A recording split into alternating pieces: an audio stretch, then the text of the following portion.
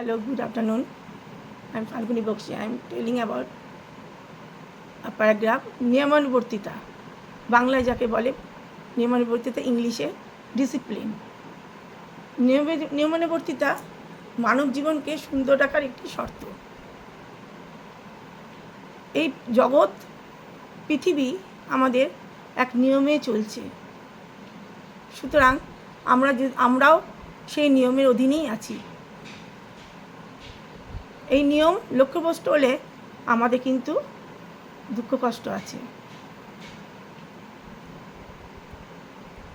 একটি বাসের চালক না থাকলে বাসটি যেমন দিকশূন্য হয়ে যায়, তেমনি নিয়মানুবর্তিতার অধীনে না থাকলে আমরা সেরকম লক্ষ্যভ্রষ্ট হয়ে যাব। ছাত্র জীবনের ছাত্রদের পড়াশোনা, খাওয়া, ঘুমানো, শরীরচর্চা, খেলাধুলা নিয়মের মধ্যে রাখা উচিত।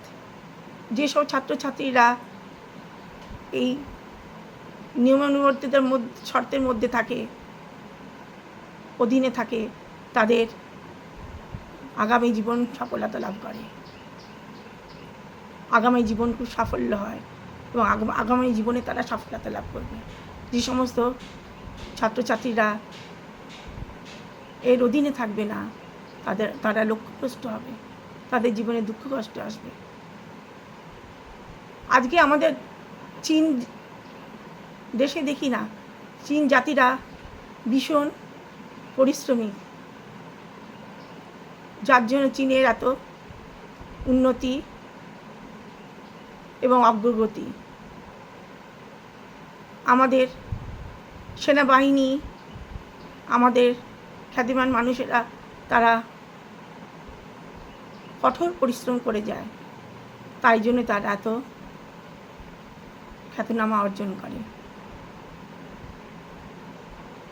একটি গাছ রোপণ করা, একটি চারা গাছ রোপণ করা হলে সেটি আস্তে আস্তে যখন বড় হয়, সুন্দর ফল ফুলে ভরে যায়, সেই গাছটিকে তখন খুবই সুন্দর লাগে।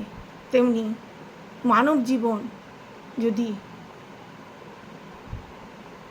নিয়মানুবর্তিতার অধীনে হয় বা অধীনে থাকে, তাহলে তাদের জীবনও এই সুন্দর গাছের মতোই ফলপ্রসূ হবে। Thank you very much, Falguni Bakshi.